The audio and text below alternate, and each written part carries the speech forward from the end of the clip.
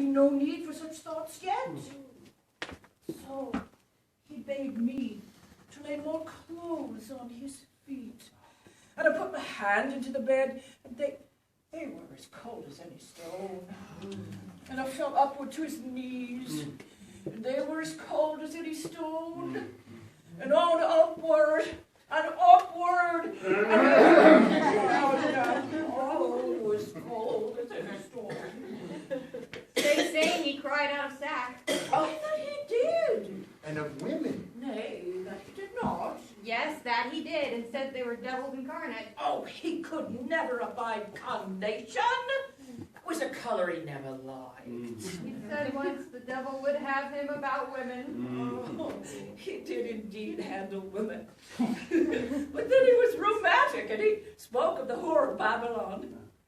You know, remember, he once saw a flea stick upon Bardolph's nose, and he said it was a black soul burning in hellfire.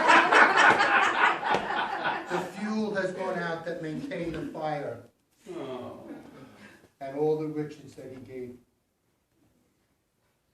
Shall we, Shog? The king will be gone from Southampton. Come, let's away. My love, give me thy lips. Look to my chattels and my movables. Let senses rule, the word is pitch and pay. For oats are straws, men's fates are wafer cakes, and hold fast is the only dog, my duck.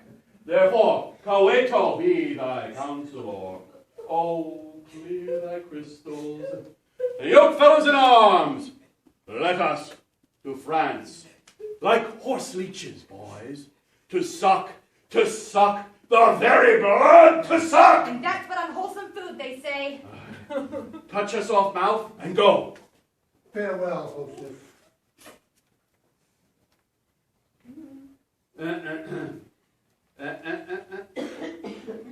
I cannot kiss. That is the humor of it, but adieu. Let huswifery appear. Keep thee close, this I thee command. Come, let's away to France! Farewell. Adieu.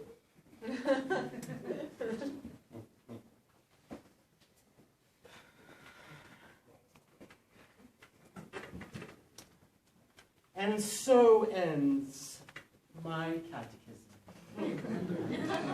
Blow, blow, thou winter wind, thou art not so unkind as man's ingratitude.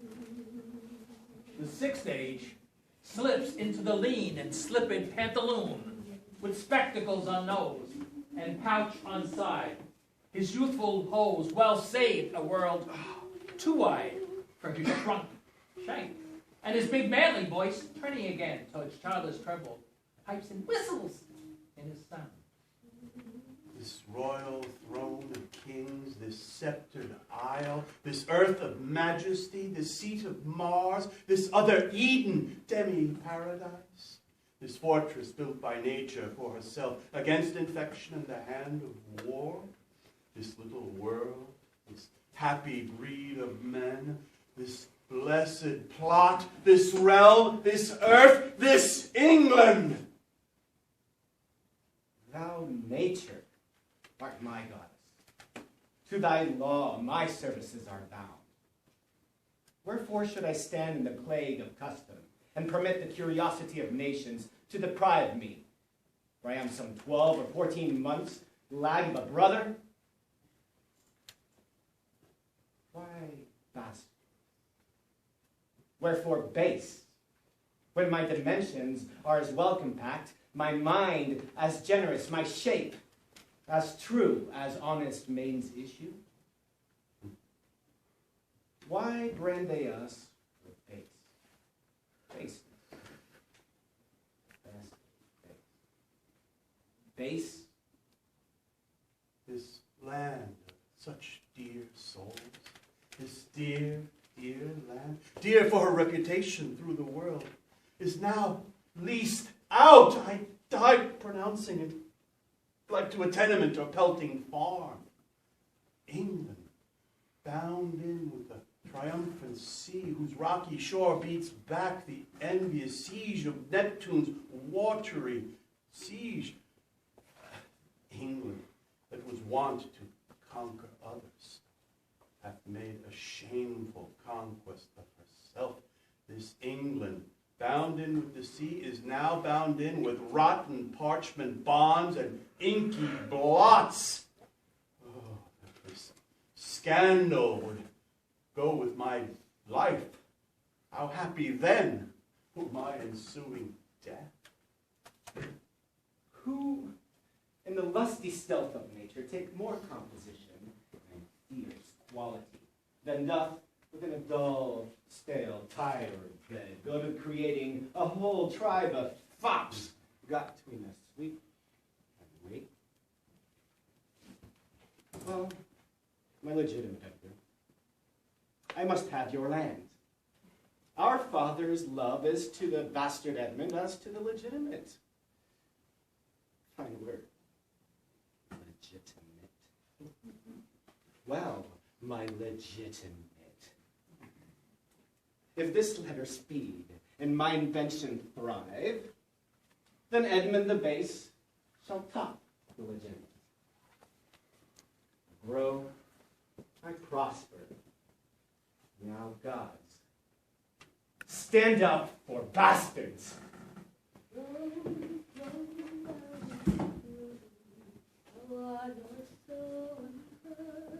Last scene of all, that ends the strange eventful history, is second childlessness and mere oblivion. Sans teeth, sans eyes, sans mouth, sans everything. Lord, it comes so deep. You give away that complete again by me. Do that for himself. The sweet and bitter fruit shall presently appear. The one in the year, the other round out there. Now, which of our daughters shall say she loves us most? Goneril, our firstborn, speak first. Sir, I love you more than words can wield the matter, dearer than eyesight, space, and liberty, beyond what can be valued, rich or rare, no less than life, with grace, health, beauty, honor, as much as a child e'er loved or father found, of love that makes speech poor and breath unable, beyond all manner of so much I love you. Regan, our second daughter, what sayest thou? Sir, I am made the same metal that my sister is, and prize me at her worth. In my true heart I find she names my very deed of love, only she comes too short. That I profess myself an enemy of all other joys, which the most precious square of sense possesses, and I find I am alone felicitate in your true highness's love. Now, our youngest, the last, though not least in affection, Cordelia, what can you say to get a third more opulent in your sisters? Nothing, my lord.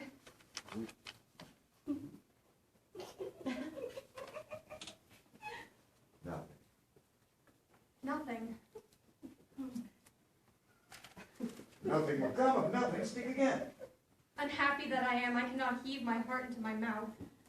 I love your majesty according to my bond, no more nor less. Good my lord, you have begot me, bred me, loved me. I return those duties back as are right fit, obey you, love you, and most honor you. Why have my sisters husbands when they say they love you all? Happily when I shall wed that lord whose hand must take my plight shall carry half my love with him, half my care and duty. Sure, I shall never marry like my sisters to love my father all.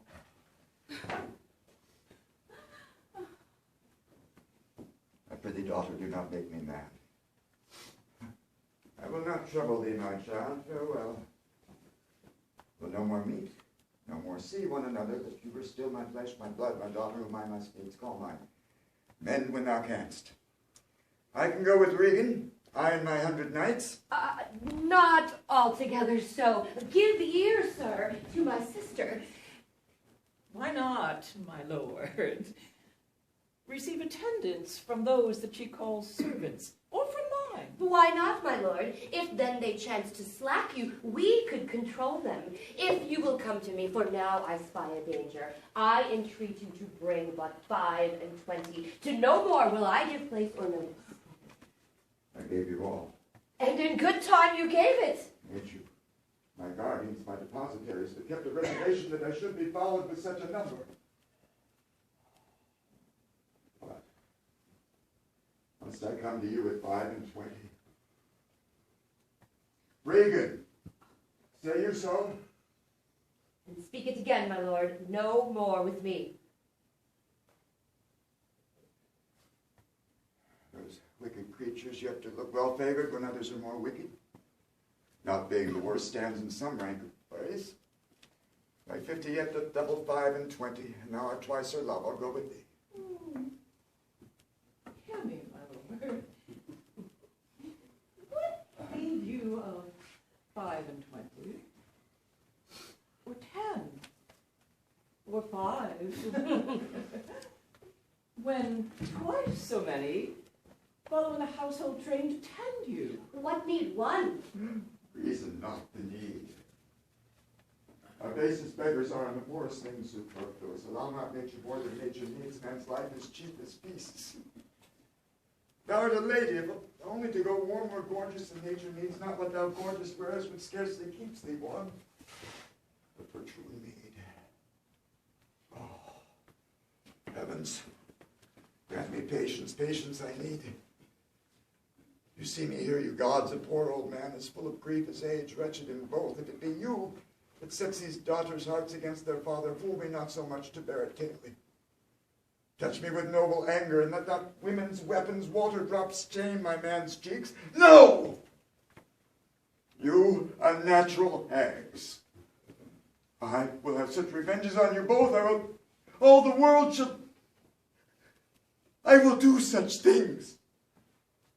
But they are, yet I know not, but they shall be the terrors of the earth. Oh, fool. I should go mad.